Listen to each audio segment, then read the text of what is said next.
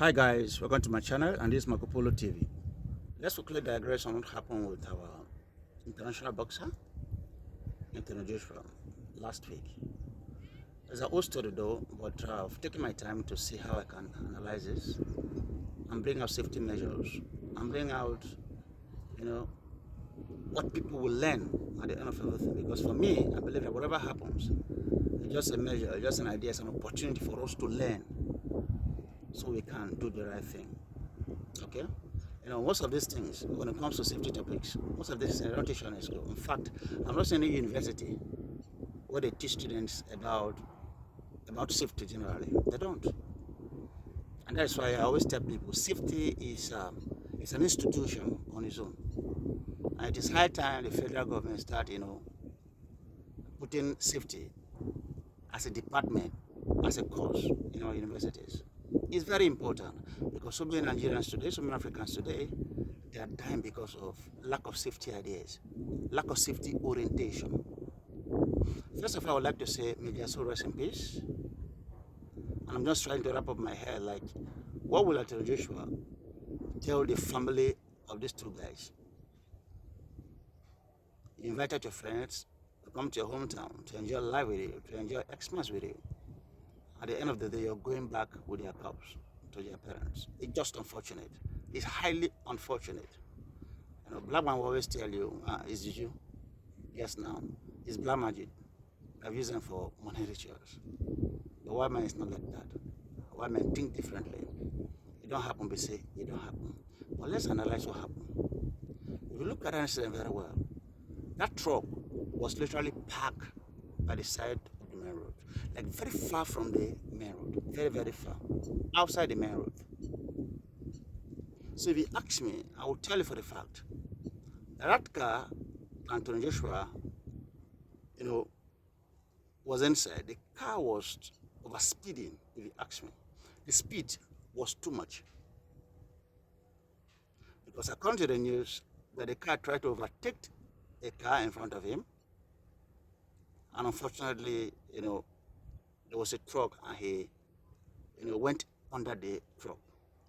But if you look at the incident very well, you take your time to analyze the incident very well, you can understand that the two people that were sitting by the right hand side were pronounced dead. Those are the people that were affected. But the guys that were sitting at the left hand side, both the driver and Anthony Joshua, they were not affected, but they had minor cuts or minor injury, however. Now, this is where the safety comes in.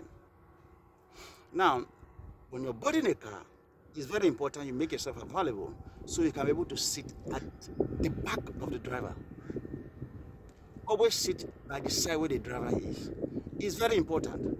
I can tell you this for free. Nobody will tell you this. No institution will teach you this. And that's why I'm here as a safety coach to give you all of this for free.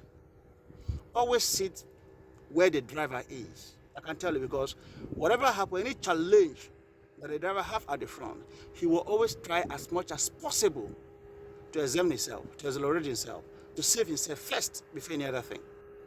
Yes, sir. That is how they are wired. So whatever happens, they swap the car and they will use the opposite side to hit whatever is coming after them. And that's exactly what happened, and that's exactly what saved Anthony Joshua in that incident. Because the driver, immediately he saw the truck, he has to wave. He waved the front of the car, and him and Anthony Joshua, because they were sitting at the left-hand side, they were, they were safe. While the other guys, they were sitting at the right-hand side, they got stuck inside the car and they pronounced dead. So this is safety. It's not all about emotions. Like I said before, may their soul rest in peace. The average Nigerian man will always tell you, it's their time. It's their time. God have called them to rest. It is a lie. I disagree with you, sir.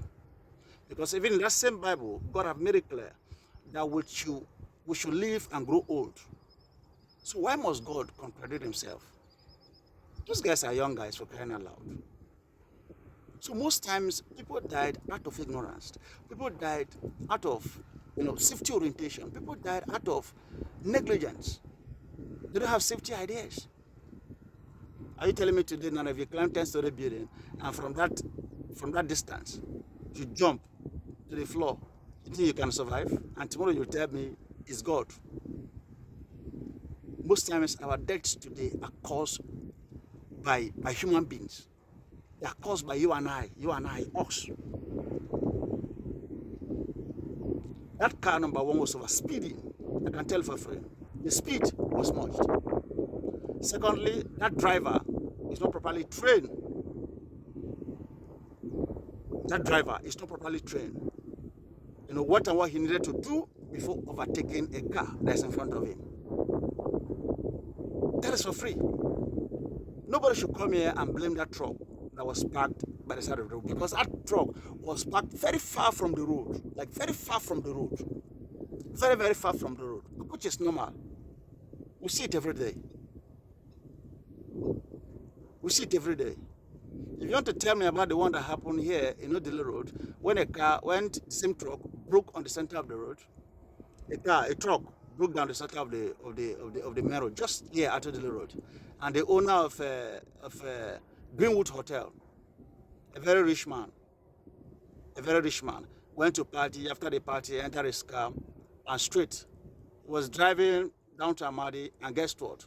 He went through under the truck and he was pronounced dead immediately, like ASAP. A very wealthy man, rich man. This incident happened last week or last upper week. The guy died. That one I can say, okay, is a fault of the truck. Why? Because the truck parked just at the center of the road, and there were no visible safety cautions. There were no visible, safety tapes that will prove that there is a broke truck ahead of you. So this is where the safety comes in. We neglect safety too much in this country, because we believe that everything God will do it for us. God will protect us. God will feed us. God will build churches for us. God will build houses for us. God will make the country better.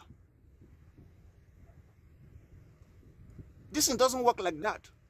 You have to take responsibility for your own personal life. You have to. So my point here is that safety instructions were not followed. The driver was driving recklessly, if you asked me, and the driver is not properly trained. Might be he's not familiar with that road. Secondly, the driver did not observe the rules and regulations that he needed to take before overtaking a cab.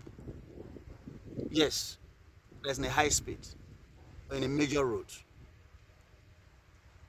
And also the learning point is that whenever you want to board a car, always make sure, try as much as possible to stay behind the driver or stay by the side where the driver is. I can tell you that for free.